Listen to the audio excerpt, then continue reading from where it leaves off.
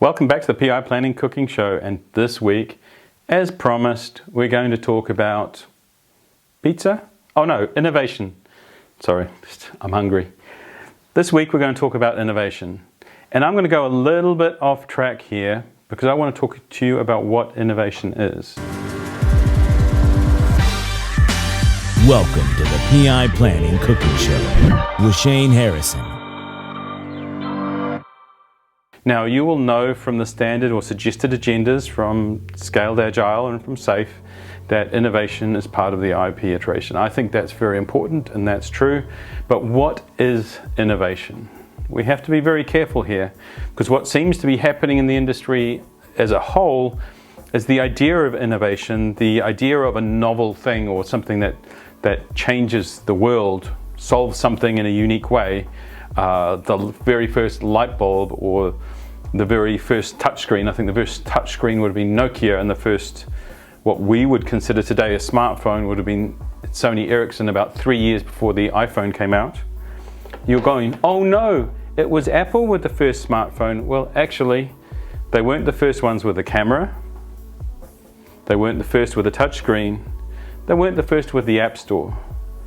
But what they did do is they brought all of these things together in a unique way and in a unique package that was novel in terms of the way it solved the client's problem. So you don't have to invent something from scratch to be innovative, but what you do need to do is solve a problem in a way that is novel or unusual or unheard of before. And you can look at a lot of things that are considered as innovation, for example, a light bulb, as in that way. There was glass before, there was filament before, there was gas before, there was electricity before. So to be innovative, you can do creative combinations of things to solve problems in a new way. And so when you're doing innovation inside your IP iteration, you're trying to create a place where those sorts of crazy ideas can come together. Innovation in your IP iteration is not about incremental improvement. It is not about how do I make my CI/CD just a little bit faster. If you want to do innovation, you pick up the ball, rugby ball in my case, of course, you throw it a long way down the field, and if you've been watching the World Cup, that would be way past Ireland, who hopefully we bet last weekend, but who knows. But you throw it a long way down the field and you see how far and how close you can get to it. Not small changes. If you've got the problem with installation of something, if you want to throw that ball a long way down the field, what you do is go, what if we don't have to install? What happens if it's just there? We turn it on, boom, the upgrade's done. And you see that in cloud services now.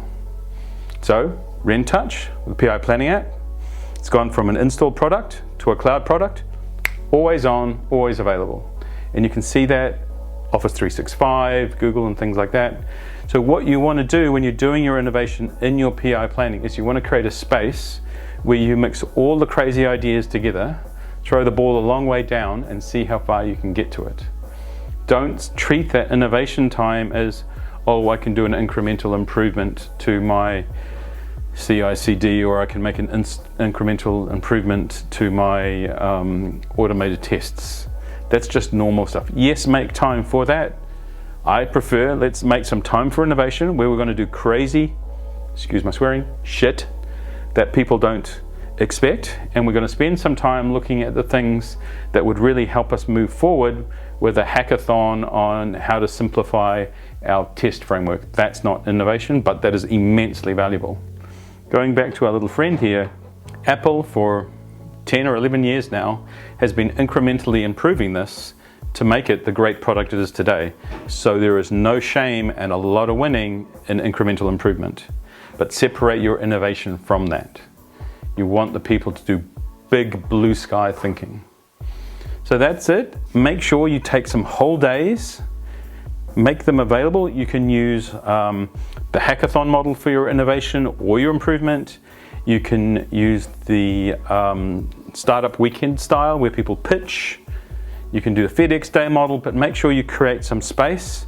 Above all, make sure you are mixing every ingredient you have available, because it's those different points of view, those different views of the world the view of a product manager being mixed in slowly with the view of a developer, being mixed in slowly with the view of a systems guy, that is where your creativity will really happen. If you do your innovation in the teams that you run on a day-to-day basis, the very best that you can hope for is a bit of an incremental improvement on your BAU. This is not the purpose of the innovation time. You want creativity, innovation, crazy ideas. We want, apples that are made of bananas, whatever it is, do some crazy stuff. So I'm going to give you a book reference now. The book is Where Do Good Ideas Come From by Stephen Johnson. Read it, understand it, play with it in your IP iteration, see if you can trigger some real innovation. So that's it from the PI Planning Cooking Show. And we talked about what to do for innovation during your IP iteration, and the key advice is mix all the teams up, throw the ball as far down the road as you can and see how close. Just go crazy. If you like what you heard today, like what you saw, if you want to complain about me, actually just go into the comments and say, oh, Shane Harrison, you're Ulster Island. Whatever it happens to be, put it in the comments below, subscribe above, click on the bell so you know when the next one's coming. And we will run away now to watch the rugby. No, just kidding. To prepare the next episode of the PI Planning Cooking Show for you. Thank you for your time. Have a great week. See you in 7 days. That's the PI Planning Cooking Show with Shane Harrison.